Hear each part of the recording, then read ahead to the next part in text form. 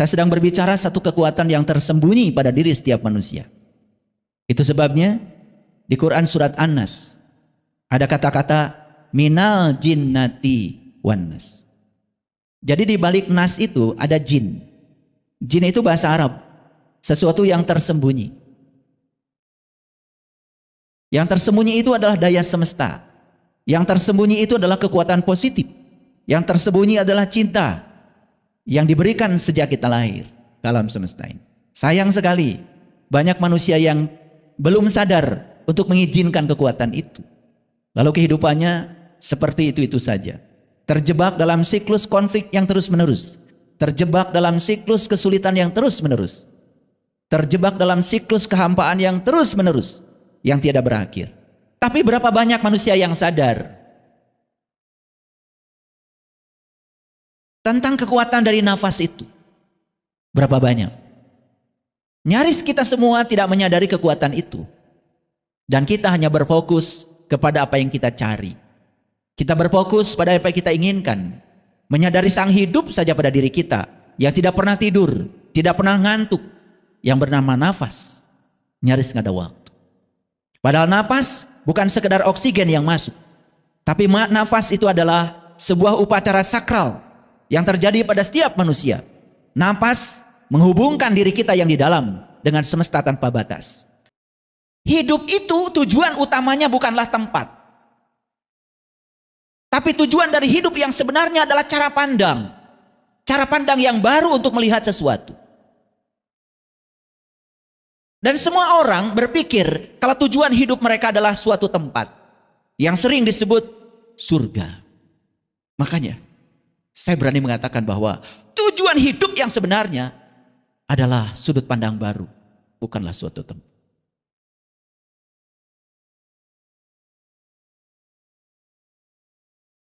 Mari kita bertekad di setiap hari baru kita, agar kita menjadi sumber cinta, sumber sukacita, sumber kedamaian, sumber keberkahan, sumber cahaya bagi semua makhluk di setiap ruang dan waktu, di semua tingkatan. Mari kita bertekad agar kita selalu menjadi pembahagia bagi semua.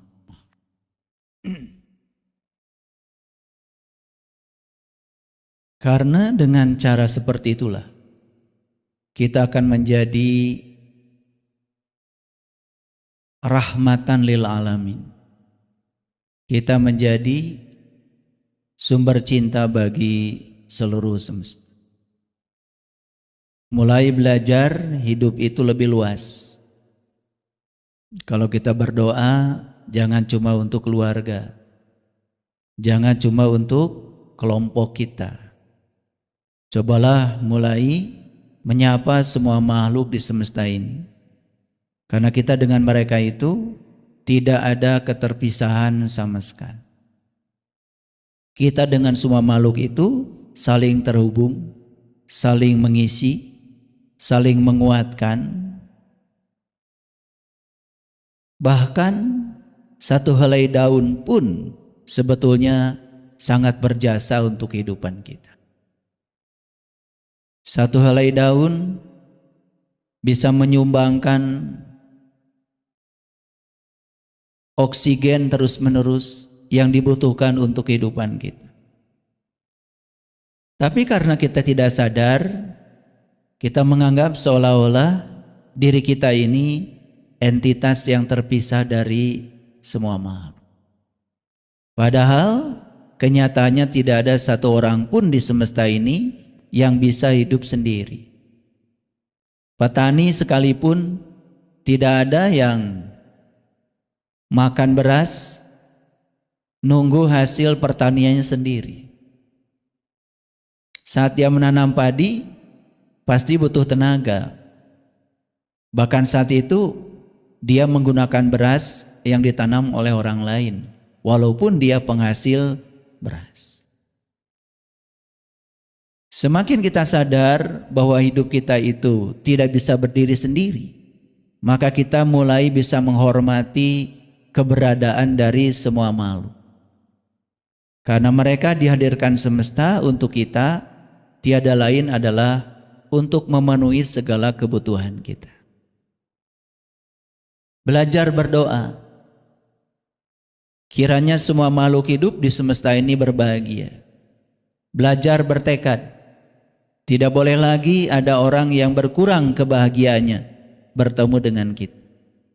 Tidak boleh lagi ada orang lain yang terluka hatinya saat berbicara dengan kita. Timbulkan kesan mendalam sehingga kita akan selalu dirindukan.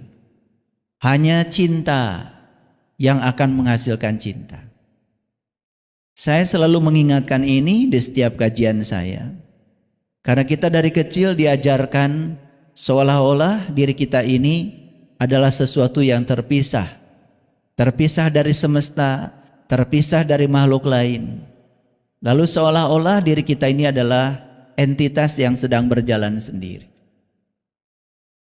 Para sahabatku yang budiman, baik yang hadir di tempat ini maupun yang sudah menunggu di rumah masing-masing, karena ada puluhan ribu orang yang sudah mengakses kajian ini. Saya juga harus menyapa mereka.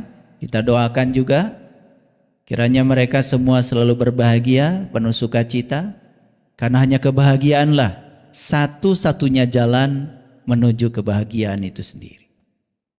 Segala puji hanya milik Allah, energi universal yang meliputi seluruh bentuk, seluruh makhluk, daya semesta yang senantiasa menumpahkan cinta kasihnya tanpa batas. Dan beliau itu sekarang bersama dengan kita,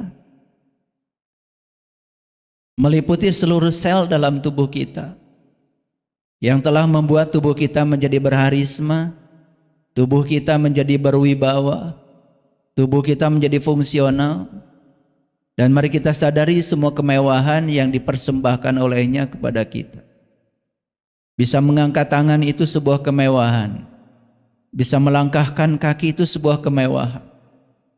Bisa melihat semua ciptaannya adalah sebuah kemewahan. Bahkan bisa merasakan air menyentuh tangan, itu pun sebuah kemewahan.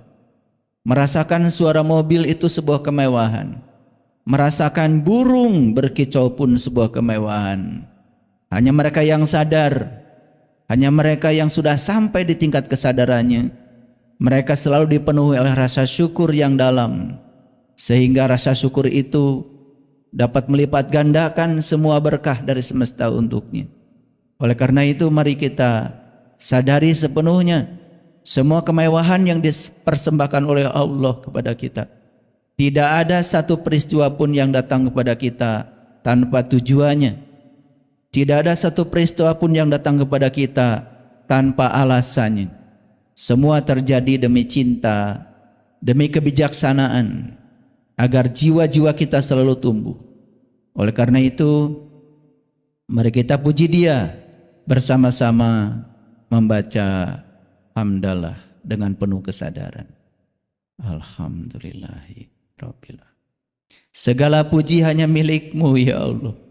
Segala puji habis untuk-Mu ya Allah. Tidak ada sedikit pun kebaikanku, tidak ada sedikit pun jasaku.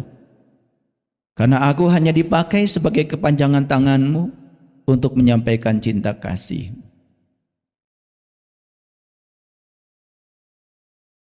Para sahabatku, marilah kita awali kajian di hari yang penuh berkah ini, seraya terus-menerus merasakan kehadirannya dalam diri kita.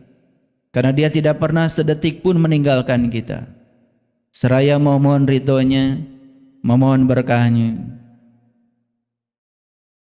Kiranya semua ilmu yang dibicarakan kita hari ini menjadi energi baru, menjadi sudut pandang baru yang selalu meningkatkan kita kepada kesadaran baru. Kita sapa asmanya dengan kelembutan dan cinta, seraya membaca basmalah. Bismillahirrahmanirrahim. Kajian kita hari ini, kita akan bicara tentang bagaimana caranya mengubah realitas dunia dengan satu kekuatan yang ada dalam diri kita. Yang kekuatan itu sudah ada, tidak perlu dicari. Kekuatan itu sudah diberikan saat kita lahir.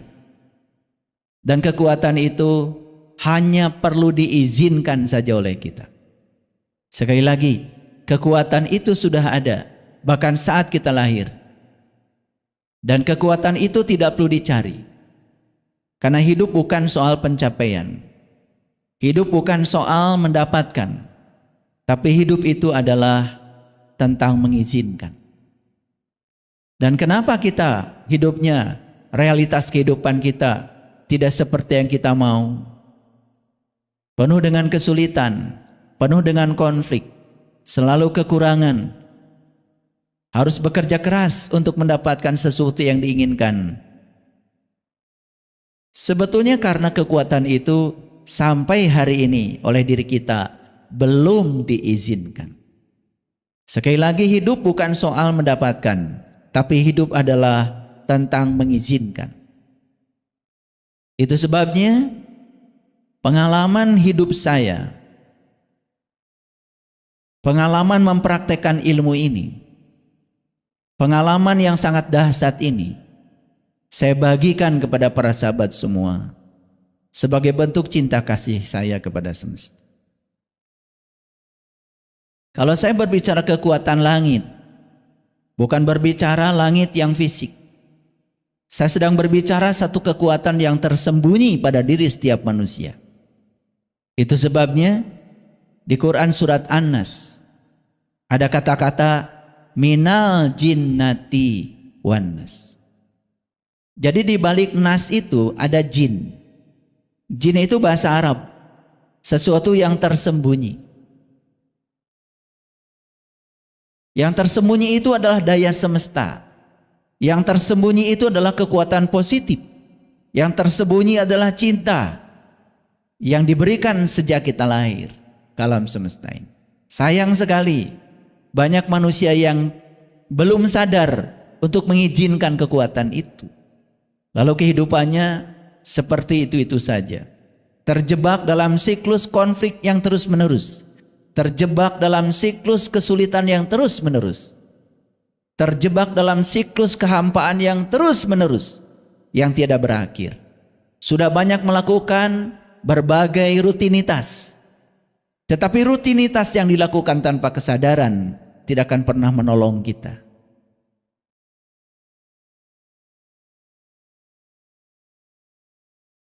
Itu yang ingin saya sampaikan. Yang saya sampaikan ini bukan teori, tetapi sesuatu yang bisa dibuktikan, sesuatu yang sangat luar biasa. Saya menyebutnya mukjizat. Mukjizat itu bukan sesuatu yang terjadi karena melanggar hukum alam. Bukan. Justru mukjizat itu sesuatu yang terjadi, keajaiban yang terjadi karena kita bisa menselaraskan diri dengan hukum alam. Karena banyak orang yang memahami seolah-olah mukjizat itu adalah kehususan yang diberikan Tuhan kepada seseorang dan dianggap sesuatu yang melanggar hukum alam, sesuatu yang anomali, sesuatu yang tidak biasa. Padahal mukjizat itu sendiri adalah saat kita bisa berselaras dengan hukum alam. Disitulah ada keajaiban, di situ ada mukjizat. Banyak istilah-istilah yang kita kenal dalam kehidupan kita yang sebetulnya kita salah memahami karena kita hidup seperti kebanyakan orang. Nyaris tidak berpikir, nyaris kreativitas kita tidak pernah tumbuh. Kita membiarkan diri kita dalam kebodohan, dalam keserakahan, dalam kegelapan, dan mengizinkan diri kita digunakan orang, berada di jalan orang. Itu kesalahan kita sendiri, lalu membuat kita menjadi sama sekali tidak berdaya, dan kita melupakan kekuatan itu sepanjang hidup kita. Oleh karena itu, untuk memasuki kajian kita hari ini, saya akan mengawali dengan satu pendahuluan. Para sahabat, kami diajarkan oleh leluhur kami, para suci, para sunan, para wali. Kalau dalam bahasanya orang Sunda, hirup teh eueuh nanaon. Hirup teh teu nanaon. Hirup teh moal nanaon. Ini ajaran kelihatannya sangat sederhana. Tapi kalau kita menyelami lebih dalam, ini adalah pelajaran tentang intisari dari tauhid sebetulnya. Bahasa Indonesianya, hidup itu tidak ada apa-apa. Hidup itu tidak apa-apa. Dan hidup itu gak akan apa-apa. Karena semua yang disebut apa-apa adanya di sini. Adanya di sini. Coba kita flashback dulu ke belakang. Masih ingat gak Bapak Ibu semuanya? Kapan kita mulai bernafas? Ingat gak?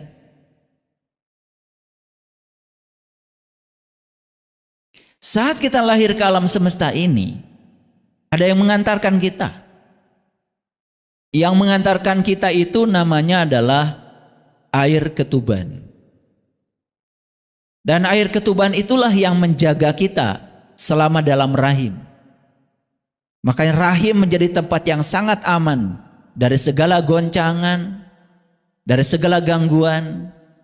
Karena tubuh kita saat itu diselimuti oleh sesuatu yang amat kuat yang bernama air ketuban. Saat tubuh kita dibungkus oleh air ketuban itu, saat itu kita tidak melihat. Saat itu kita tidak mendengar. Saat itu kita tidak bernafas. Dan saat itu kita pun tidak bisa bicara. Kita berada di alam yang hening, bening. Itu yang disebut dengan alam surga yang pertama.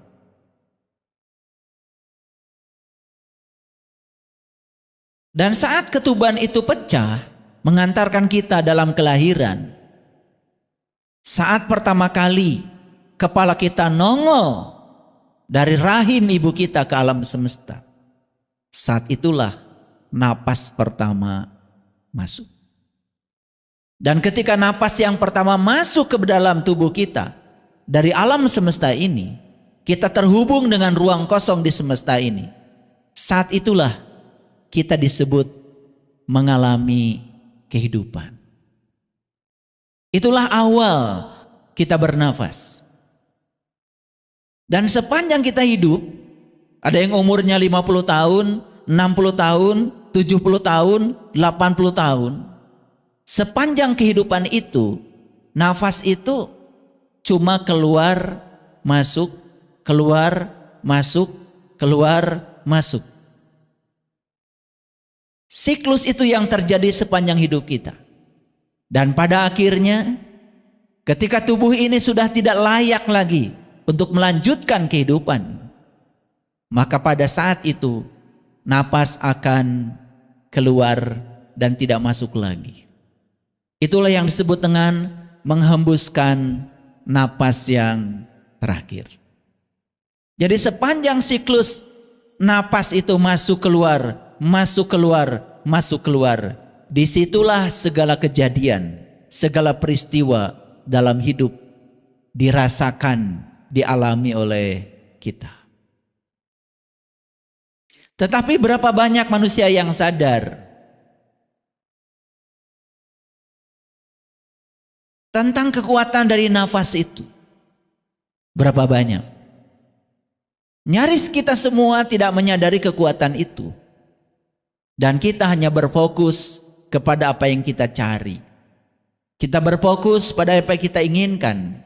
Menyadari sang hidup saja pada diri kita yang tidak pernah tidur, tidak pernah ngantuk, yang bernama nafas. Nyaris nggak ada waktu.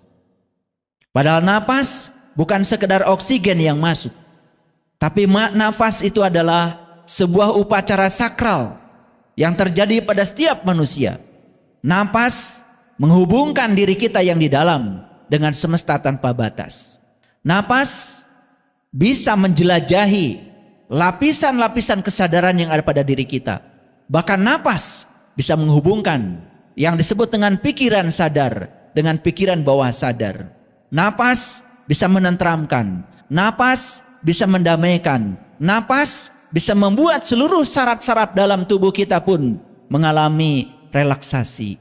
Jika napas itu disadari. Kita punya napas. Napas masuk keluar di sepanjang kehidupan kita. Tapi berapa banyak orang yang menyadari keberadaan dari nafas itu? Saat napas disadari, disitulah kita terhubung dengan inti kehidupan kita, dengan sang keberadaan, dengan sang kehadiran. Bahkan seluruh sistem saraf kita menjadi damai, menjadi tenang saat itu. Nanti di akhir sesi, saya akan mengajak para sahabat semuanya untuk mempraktekkan ini. Sederhana, tetapi sangat luar biasa. Bahkan napas pun sebetulnya, ketika bukan sekedar diizinkan untuk otomatis, tetapi napas itu ada ritmenya, ada ritmiknya. Ketika napas itu diatur masuknya, diatur keluarnya, bahkan bisa memberdayakan kehidupan kita, bahkan bisa mengubah realitas kehidupan kita. Tubuh kita ini kelihatan saja secara kasat mata karena keterbatasan penglihatan kita sebagai tubuh fisik yang padat. Tapi kalau tubuh ini dibelah-belah, ternyata bagian yang paling kecil dari tubuh disebut sebagai atom. Itulah yang membentuk tubuh kita. Dan ternyata di balik atom ada lagi yang disebut dengan partikel-partikel subatomik. Ada elektron, ada proton, ada neutron, ada quark, ada inti atom. Tetapi yang lebih dahsyat lagi, ternyata 99,99% atom yang menyusun tubuh kita sebetulnya itu adalah ruang kosong.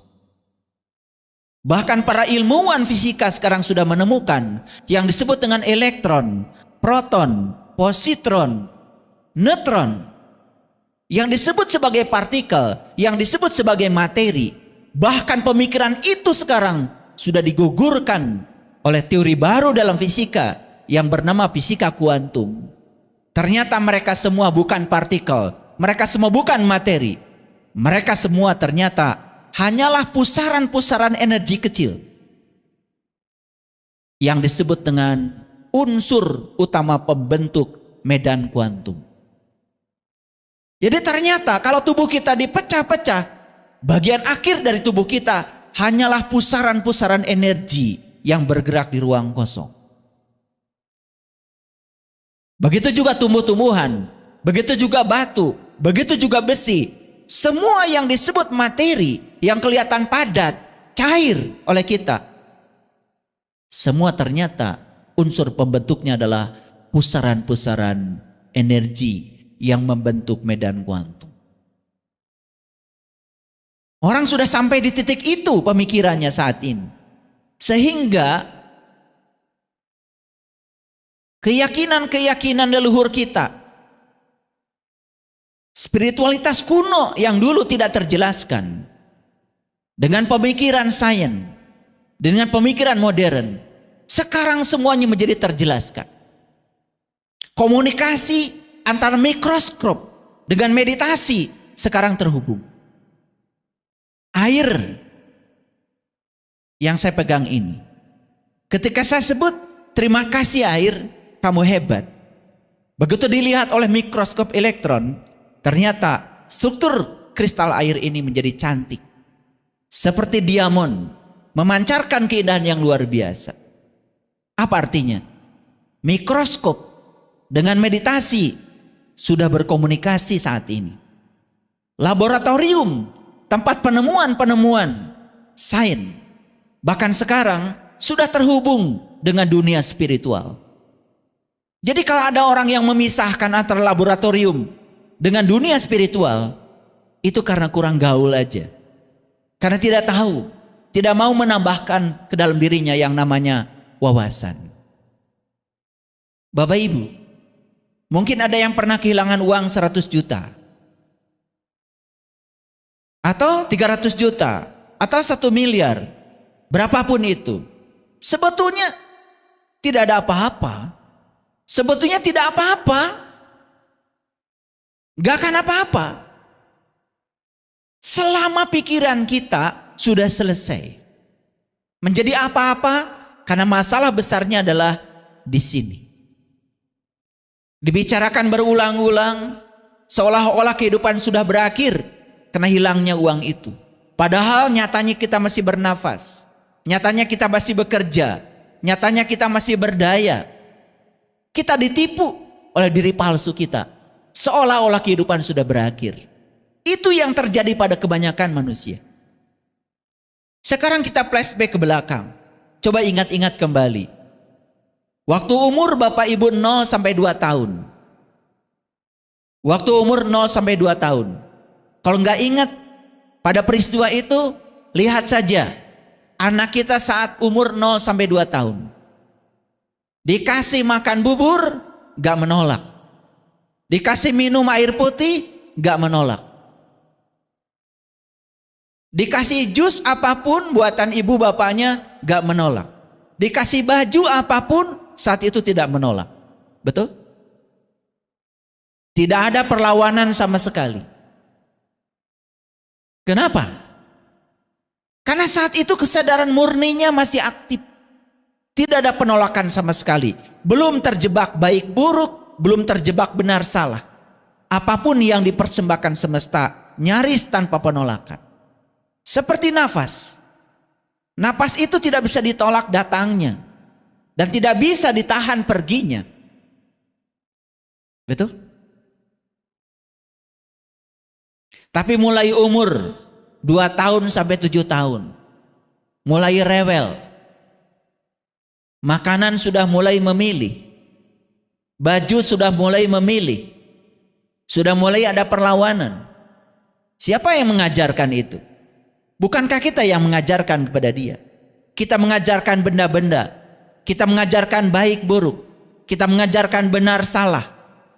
Ketika dia diajarkan dualitas, saat itulah perlawanan mulai ada.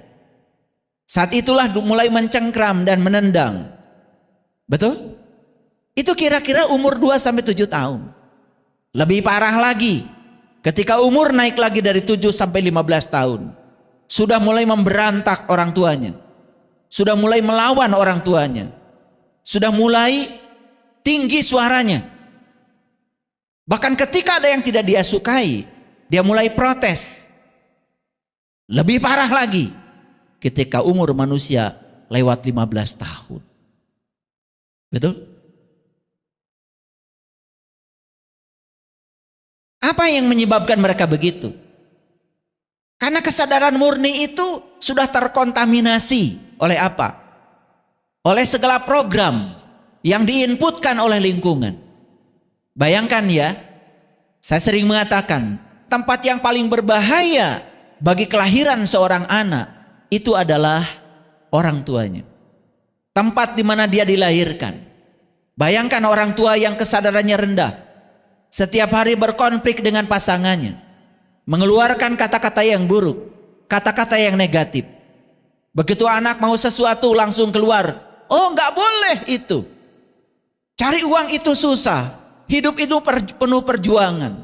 Bahkan orang tua marah, belotot, mengeluarkan kata-kata dengan suara tinggi. Semua terekam di alam bawah sadarnya anak menjadi benih-benih realitas. Makanya alam bawah sadar yang ada pada diri setiap manusia, itulah mesin pencipta realitas. Dan semua benih-benih yang bisa menciptakan realitas itu, semua masuk di alam bawah sadar melewati yang disebut dengan pengulangan. Makanya umur 0 sampai 7 tahun itu adalah saat yang paling berbahaya. Karena saat itu otaknya anak sedang terbuka, merekam semuanya. Karena saat itu ada yang namanya mirror neuron, cermin otak, cermin neuron. Dan semua yang terjadi, yang dia dengar, yang dia lihat, direkam masuk ke alam bawah sadarnya. Dan itu menjadi benih realitas. Dan itu yang membuat kita menjadi sangat kotor hari ini. Kenapa? Kalian mau belajar apa? Mau belajar spiritual, belajar kedewasaan, belajar meniti ke dalam diri, belajar ilmu-ilmu yang tinggi tentang kesadaran. Semuanya menjadi tidak ada artinya jika itu diletakkan dalam wadah yang kotor. Dan wadah kita sekarang sudah kotor. Dari umur 7 sampai 15 tahun. Bahkan kita sudah mulai luas pergaulan kita. Bukan sekedar di kula warga, di warga kula, di tata negara, di tata buana. Kita sudah melihat semua yang ada di luar. Disitulah manusia menjadi terjebak oleh benar salah, baik buruk. Dan itu adalah sumber penderitaan bagi setiap manusia. Dan sama sekali kita tidak sadar bahwa semua realitas yang dibangun oleh kita, yang terjadi dalam diri kita, itu adalah pencerminan dari semua yang ada di dalam diri kita. Di dalam diri kita yang terdalam. Terutama di mesin pencipta realitas itu yang bernama alam bawah sadar.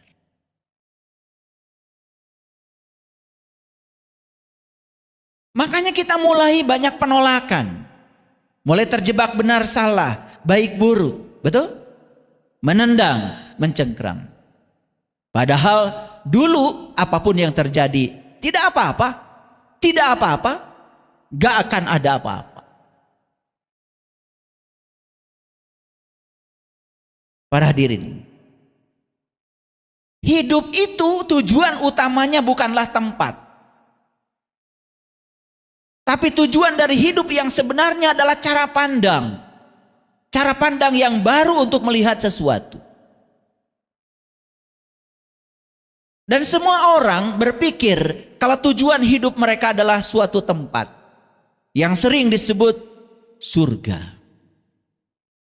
Padahal surga itu bukan masalah geografis. Bukan masalah tempat. Surga itu sesungguhnya adalah masalah psikologis. Masalah psikologis. Ternyata bagi sudut pandang kita berubah terhadap masa lalu, kita jadi damai. Kita jadi tentram. Contoh sederhana aja. Saya beri contoh diri saya aja. Saya hidup dalam fase yang sangat sulit. 11 bersaudara, saya anak ke-7. Setiap 2 tahun ibu saya melahirkan. Saya pernah kecewa juga waktu itu karena gagal jadi anak bungsu. Saya pikir setelah 7 akan berakhir, tidak datang lagi. Ternyata masih datang lagi, nyambung lagi 4. Padahal saat itu kehidupan saya juga sudah berada di titik yang sangat sulit. Makan sehari, tidak makan 2 hari, seperti itu. Tapi karena kita percaya, diajarkan oleh bapak saya bahwa rencana Tuhan itu jauh lebih besar daripada rencana kita. Kebijaksanaan Tuhan itu lebih besar daripada kebijaksanaan kita. Kuncinya cuma satu, sabar. Dan kita menjalani semuanya dengan penuh sukacita. Bahkan tidak diajarkan merasa kekurangan.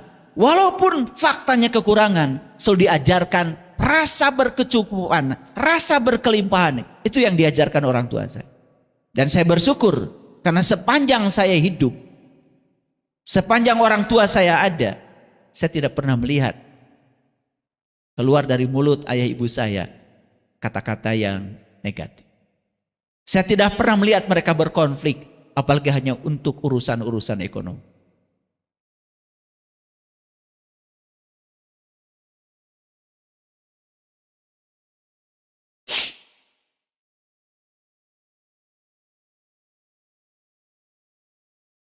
Diajarkan rasa percaya, diajarkan Rasa percaya. Berserah diri itu bukan karena kita putus asa. Berserah diri karena kita merasa kekurangan, putus asa, hanya akan menarik semua keputusasaan dan kekurangan-kekurangan baru. Saya bersyukur karena saya diajarkan berserah diri. Itu karena kita percaya. Kita percaya pada rencana Allah yang luar biasa.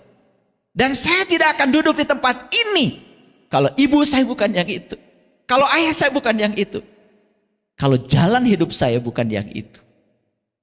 Dan ternyata Allah menyiapkan saya untuk duduk di sini. Berbicara seperti ini. Karena untuk menjadi seorang pembahagia itu, syaratnya kita harus melewati jalan-jalan ketidakbahagiaan yang panjang.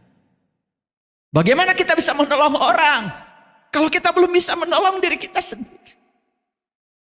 Bagaimana kita bisa tata warga kalau kita belum bisa tata syariat?